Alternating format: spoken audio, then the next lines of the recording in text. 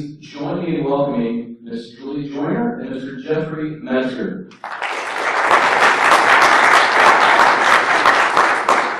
Good morning. I'm Julie Joyner, and presenting with me today is Jeffrey Metzger. Before we get started, sorry, you're not. What are you up to the video? We're on the big computer. on the computer itself. Okay. They might be on laptop. Okay. Never mind, go. Continue. Technical difficulties. It's all good. Please continue. Before I get started with our presentation, I'd like to introduce you to some of the rest of my cybersecurity team who are here with us today.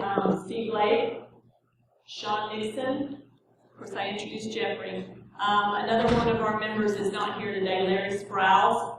And we, of course, have our fabulous GRU intern, Harry Zane, who's also helping us out. We're very lucky to have Harry as our intern. How many of you guys have anything to do with securing, supporting, dealing with industrial control systems at all?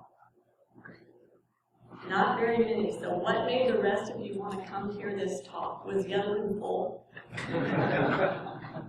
Because I probably will at some point. Excellent, excellent. So I hope that Jeffrey and I today can give you some good starting points. We're still starting as well. As you'll see, we're a very young program. So we'll hopefully give you some things and some ideas that you can take back for your industrial control systems yourself. Okay. So this is just a brief overview of what we're going to cover today. I'm going to talk a little bit to you about Savannah River Remediation, our company, who we are, what we do, where we're located, and the importance of the industrial control system environment that supports our company's mission at the Savannah River site. We'll talk about the challenges that we all face when incorporating cybersecurity into those existing ICS processes. Some successful security configuration baseline development that we've done for our ICS, and how we are now using those baselines as part of our continuous monitoring program to supplement and enhance our vulnerability scanning program, in addition to identifying issues and misconfigurations for remediation. We'll talk a little bit about some success stories and program recognition that we've had. We'll go into just a little bit of some future goals and plans that we have for continuous improvement, and I'll give you guys a chance for questions at the end, and hopefully my team members will come up with some good trivia questions that we can do for the giveaways. So that's exciting. Woohoo! Prizes. Okay. SRR is the right here. SRR is the liquid waste contractor for the Department of Energy Environmental Management Directorate at the Savannah River site. We are located in Aiken, South Carolina, and not Savannah, Georgia. It's just right across the river. And we our corporate president or corporate head company is AECOM. Our other partner companies are Bechtel, CH2M, Babcock and Wilcox, and Areva. There are currently about 2,200 people who work for SRR at the Savannah River site right now. Our mission as a company is to dispose of liquid waste from 50 years of nuclear weapons program materials that's currently being held in very large underground storage tanks. Yes, it is radioactive. No, we don't glow in the dark. Our company performs removal and remediation of the waste from the storage tanks, transmuting it into other environmentally safe storage forms such as borosilicate glass and a type of cement called saltstone. There are 3 main processing areas, each with its own collection of ICS components and support systems. Our cybersecurity program is relatively young. We started and were formed in 2011. Initially, the program only focused on business and financial systems for our company, and the ICS systems themselves were managed under another entity's program on a very limited basis, and they were not incorporated into the SRR cybersecurity program until 2013, so just recently. So all of this integration into our program was going on while I was hiring people, developing my team, building our program, coming up with ideas for how we wanted the program to look and what we wanted to do, and identifying and obtaining the tool sets that we want to use for, or had in mind to use for helping to secure our systems. So to provide the greatest positive impact in the shortest period of time, we chose to focus on elements of the top 20 critical security controls. The two that we're going to cover in this presentation are number 3, secure configuration for hardware and software, and number 4, continuous assessment and remediation. And we'll talk about that in the context of our general industrial control system framework, which we work to develop and supply security configuration baselines.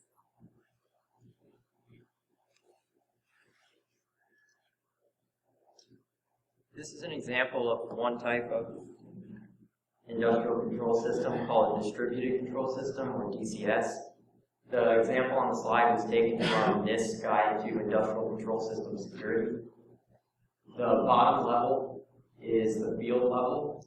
At this level, there are controllers, which are used to control and monitor various field devices. Some examples of field devices are sensors and motors.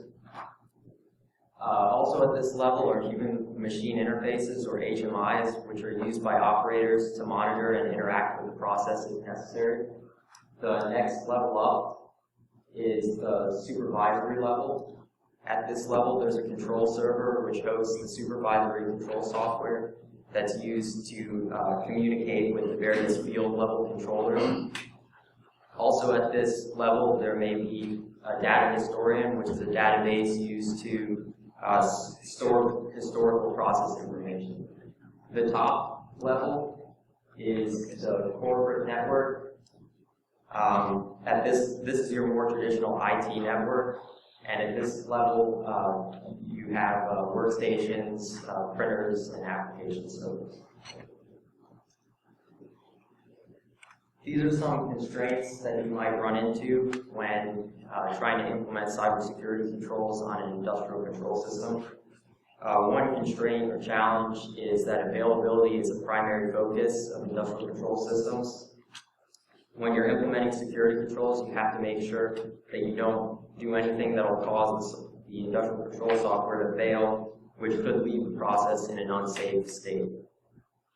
Also, sometimes you'll be integrating cybersecurity into long-established processes. And some of these processes, when they were set up, cybersecurity was not a main concern. Also, in some cases, the vendor software used to run the ICS is tightly coupled with the operating system. So the vendor may dictate what patches and security configurations can be applied without negatively impacting the software.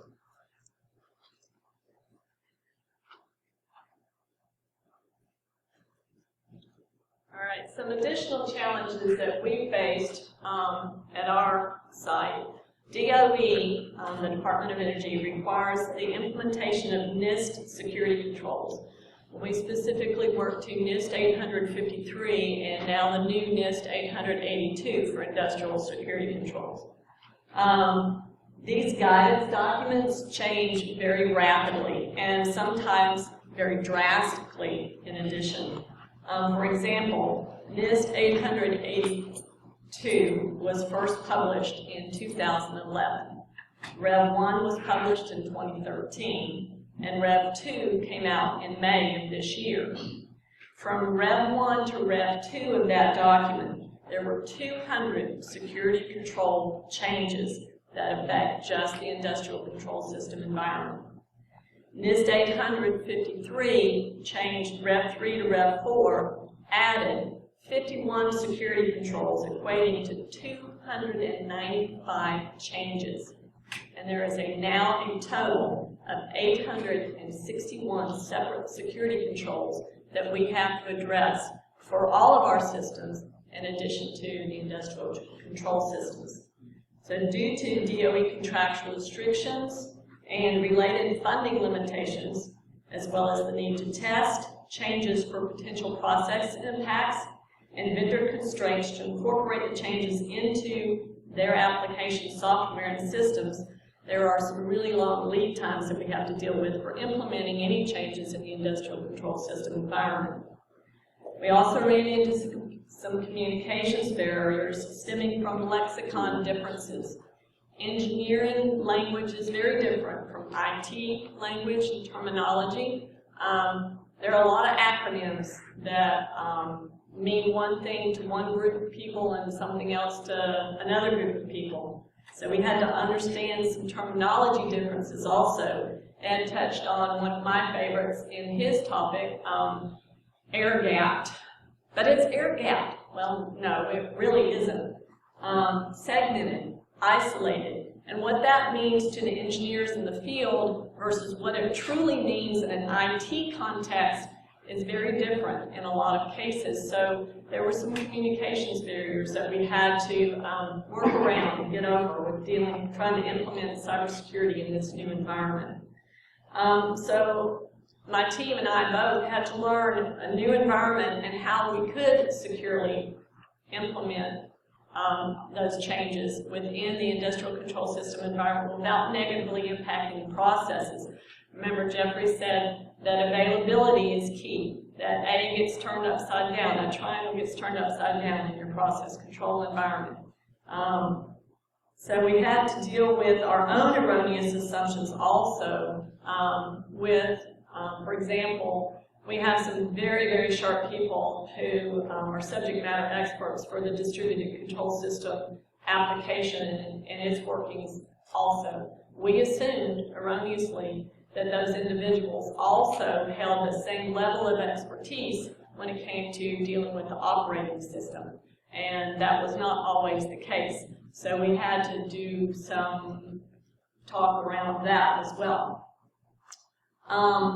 We had to overcome, or work to overcome, and we're still working on this, probably always will be, the perception of cybersecurity being an impediment or a barrier. We've often been called the necessary evil. We've had some success by comparing cybersecurity programs and the implementation of those things to known established processes and showing the positive influence that secure systems can have on safety and quality assurance, quality control for other sections of the process. It's been very difficult getting the system owners and managers to understand that need and then also to embrace the need. So Jeffrey is now going to share with you some methods that we utilize to focus on integrating those two critical security controls in order to meet our cybersecurity requirements and also improve the system's overall health without negatively impacting the processing that they were required to do. This is a general process for one way you can go about creating a baseline for a security configuration baseline for an industrial control system. We're going to be focusing on creating an operating system baseline, but the same process could be used for creating other baselines like application baselines. The first two steps are more prerequisites to the process. In the first step, the vendor develops the software that runs on the OS that you're going to be creating the operating system security configuration baseline for. When the vendor does their testing, they'll do it with the operating system in a certain configuration, and they'll support that the software works in this operating system configuration. But if you deviate from the configuration that they use, then the software could potentially fail and negatively impact processing. So you have to be careful before changing settings and to consult with the vendor beforehand. In the next step, you'll receive the product from the vendor, and you'll install and configure it to their recommended configuration. This configuration is probably not as secure as it could be. So to increase the security, one thing you can do is select an industry standard security configuration benchmark. Some popular benchmarks are created by the Defense Information Systems Agency and also the Center for Internet Security. These settings in the benchmark will basically be your goal settings. The benchmarks will contain a list of settings, where they're set in the operating system, and the values that they recommend them being set to. So then you'll determine the pre-benchmark settings. This is where you determine how the settings are actually set right now in the default configuration. So this is where it can get a little bit tricky. Sometimes in these benchmarks, there are over 200 settings, and let's say you have 15 different computers to analyze. So this can be a lot of settings to look up manually. So you'll likely use some type of automated method, like getting a default template, or getting a template built to the industry benchmark, and put it into your scanner. Put it in your scanner and scan the systems to see how they match up against the industry benchmark. The problem is that the scanner usually returns low-level values, like registry values on a Windows system, but it won't give you the translation of the low values into higher-level values, like group policy values. For example, the benchmark may say it's set a particular setting to enable, and they'll say that the registry item associated with that setting may be set to 1. But then if your scanner returns back that in the registry on your system it shows a 0, you'll have to figure out how that low-level setting maps to the higher-level setting to see what it really means.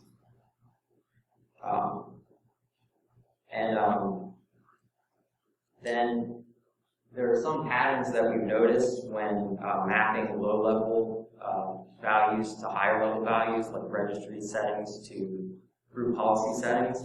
I can't say that these patterns will always hold true, but these are some of the patterns that we've seen. When the options in group policy have, for a setting, only have disabled and enabled as options with no other options, we found that disabled is stored in the registry as a 0 and enabled is stored as a 1. In GPOs, when you see an option of not defined, we found this to mean that the GPO will not affect the registry. In GPOs, when you see an option of not configured, we found this to mean that the associated registry item will not exist in registry, assuming that no other group policies are being applied and are configuring that setting. A good tool to use on Windows systems to see how the settings are actually set on the local computer is the Local Security Policy Editor, secpol.msc. It will show you how the values are set in the high-level values, like the GPO level options, instead of the low-level registry values. The problem with secpol.msc is it will only show you a subset of the settings that are usually in the benchmark. One way to get those other values is to set up a test environment and try setting different options in the GPO, pushing the GPO to a test computer, and seeing how each GPO option affects the registry. This way you can kind of reverse engineer how the registry options affect the registry.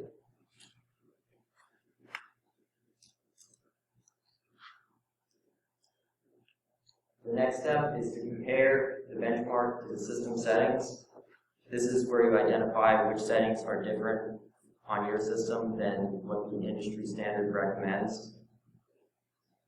Then you have to determine which of these settings are acceptable to change from the settings in the default vendor configuration to what the industry standard recommends. One example of what might be an acceptable change is increasing the level of auditing in your security logging. Let's say that the vendor left a default of no auditing for many settings, but the benchmark recommends putting a higher level of auditing for your security logging. This might cause the security logs to fill up faster, and may add a little bit of extra overhead, but overall it probably will not affect the process. But having the extra logging will greatly help when you're trying to identify and investigate potential intrusions. One example of what might be an unacceptable change is changing the session lock from disabled to enabled on an operator workstation. The vendor may have set this session lock setting to disabled because the operator needs to be able to interact with the computer at all times. For example, you could imagine if the computer's locked, the operator's there, and alarms start going off in the plant, and then the operator gets flustered, they try to type in the password to unlock it, they end up typing it in a few times wrong, and they lock themselves out. And meanwhile, this critical event is going on in the plant.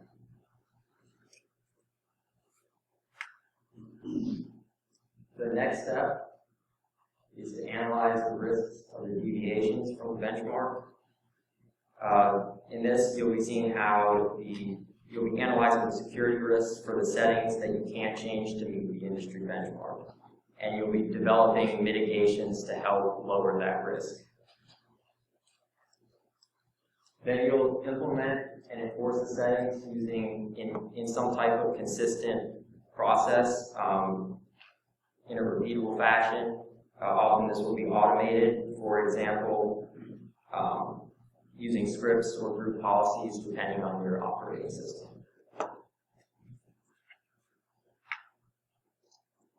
So now that you have a baseline created and also a scanning template created, you're now able to incorporate baseline compliance scanning into your continuous scan assessments. It's a good practice to do both vulnerability and compliance scanning, and it would be a good separation of duties practice to have one group, like the system administrators, applying the patches and setting the settings to the baseline, and another group, like cybersecurity, validating that the patches and security settings have been set to the baseline. One approach for determining how frequently to do your scanning is based on the level of risk of the system. This would be like a risk-based approach. A system with a higher level of risk would be scanned more frequently, and a system with a lower level of risk would be scanned less frequently.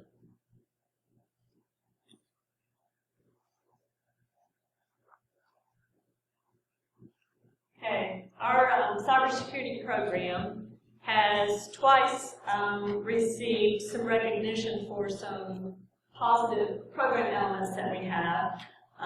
First being our web application vulnerability scanning and penetration testing program, and our end user awareness and training program. And more recently, we were identified for having an exemplary ICS cybersecurity program. We were invited to the Department of Energy headquarters in Washington, D.C. to share our successes and how we got there, not only with our Department of Energy headquarters folks, but also with some cybersecurity program managers from other DOE facilities. So using that collaboration effort to help them get some quick gains on implementing security programs for their industrial control systems environment. We utilized shameless self-promotion to get the word out. Anyone who's been in cybersecurity for any length of time understands the importance of publicizing your successes, and no one can do that for you any better than you can. We wrote our own articles and then partnered with our local public affairs group to have them published in online newsletters on site. We sent targeted brag emails to our management, and then they in turn sent them to corporate management and to our local DOE folks, and then DOE headquarters. We're lucky enough that we have one of our local DOE folks here, our cybersecurity oversight, Robert Ganaway. Would you like to expand on any of this, Robert? Would you mind? Kind of put him on the spot. Sure, so I'm Robert Hamlin. I'm the Chief Information Security Officer at DOE Savannah River. We challenged SR, Julie and her group, to do what other industrial control system folks weren't doing. That is to secure those systems because we knew that it could be done, to work with the vendors, to put baselines in place to gradually protect the systems better than it was already. And they've stepped up to the challenge, and as Julie noted, we're actually working with NIST now, National Institute of Standards, because those of you who have worked with NIST, sometimes NIST they can sit in the lab and tell you what's best for you, but they don't really know the ground truth. So we're going to use a lot of the industrial control systems at the Savannah River site, the things that we've done as a benchmark for the National Institute of Standards, working with DOE headquarters. Because DOE, from what I understand, has the majority of industrial control systems throughout the country. So obviously, protecting those type systems and the processes that they run are very important. So listen to what Julie and her team is going to tell you today, because again, it does work, and you just have to bridge the gap between cyber and the engineers, right? It's a gap that has to be bridged before it works. Thank you, Robert. Appreciate that. So why is it important to do this shameless self-promotion? So where does your funding come from? Who signs that funding agreement? Who signs your procurement, your purchase requisitions for your new equipment? That's your management. So if they don't know what you're doing and how great a job you're doing at it, then what's your likelihood of getting additional funding for additional things that you want to do in the future? Because that's something else to think about. The other thing that's important for us to think about, as I mentioned earlier, one of the biggest challenges that we faced, and we still face, is incorporating a cybersecurity program into long existing processes that have been there for a long time, and the culture that goes along with those existing processes, and being able to show the managers of the engineering organizations and the field organizations the benefit and the value that cybersecurity is providing to them in securing their systems and the what's in it for me. It's really hard to get that through to them, but if you can show them your successes, a lot of times that helps and helps pave the way and helps them understand the importance of implementing the cybersecurity program to improve their understanding. So, but we're not resting on our laurels. All right, you always have to strive for continuous improvement. So here are some of the ideas that we're working on. We want to improve our configuration management processes. We want to make sure that cybersecurity is incorporated earlier in those configuration management processes. When they get the idea to purchase something or go out and make something or install something, we want them to say, oh wait, I've got to get cybersecurity involved to make sure that I get it in there as secure as I possibly can, and not leave us until the end of the process. We want to be earlier in the process, but we also want to be incorporated throughout the entire configuration management process, all phases, all steps. We need to improve the accuracy and quality of our configuration management data, as well as the ease and the efficiency for collecting that data. If you don't have it, you don't know what you've got, you don't know what you've got to manage, you don't know how to secure it. We've implemented a centralized software library for approved software versions and also for our secure configurations themselves. Good updates for products, developing and maintaining and supporting procedures and other documentations.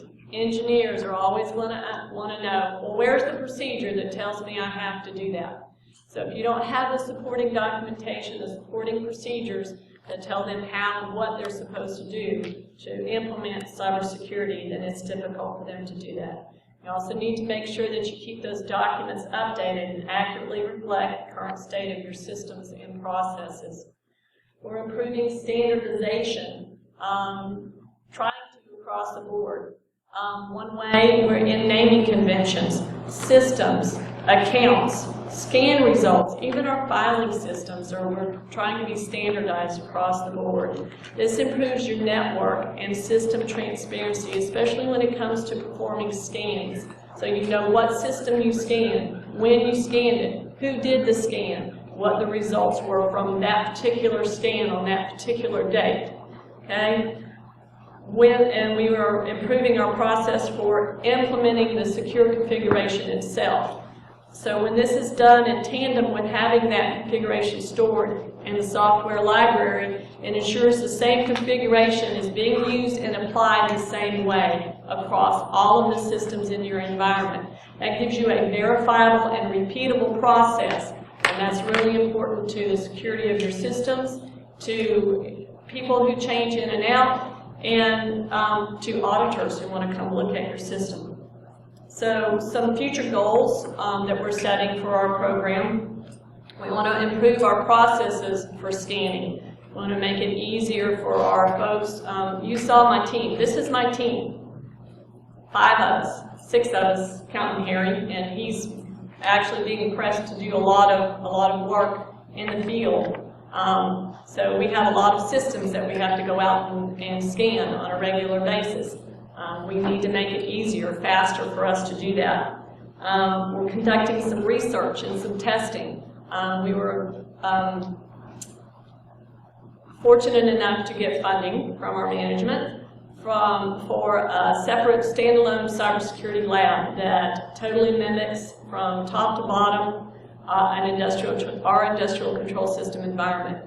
And we do a lot of testing, a lot of research in that environment. We're looking at some new tools like Security Onion, some other things that we're looking at. What can we implement? What can we do better, not only for ourselves to make our job easier, but to make it better for our users on the other end? What kind of metrics could we provide to them that would be beneficial and useful to them, to their management, and then to get that funding and that approval? So we're doing this all while keeping abreast of new vulnerabilities and potential issues that are specific to your industrial control system environment. As Ed mentioned in his talk, the ICS environment is your new frontier. That's your new attack frontier. That's where all the hackers, that's where we're getting the sexy mode now. We get to be the target. And that's really coming true, so we have to make sure that we get there before they do and secure our systems. So just real quickly to wrap up, and then we'll go to our questions. These are the main points that Jeffrey and I covered today. We talked about Savannah River remediation and who we are and what we do in managing and remediating the 50 years plus of nuclear weapons waste, liquid waste, and the industrial control system environment that we have that supports our mission at the site. The constraints and the challenges that we talked about, the CIA triangle being the AIC triangle. Its availability, processes are king. You got to make it work before we elect to secure it. Also some of the other challenges that we talked about was implementing cybersecurity in long-term existing processes and culture. The tightly vendor-controlled implementation, challenges trying to address rapidly changing requirements, differences in lexicon and other communications barriers that we had to deal with, and the steep learning curve for a very small cybersecurity team. We achieved some success by focusing on critical security controls. The 2 that we talked about here were the secure configuration for hardware and software, and continuous assessment and remediation. And the use of shameless self-promotion to influence our user community and our management for future endeavors. So that was all we had. Do we have any questions before we go to the giveaway, or you guys just want to do the giveaway? Yes, I have a question about that. You mentioned vendor integration.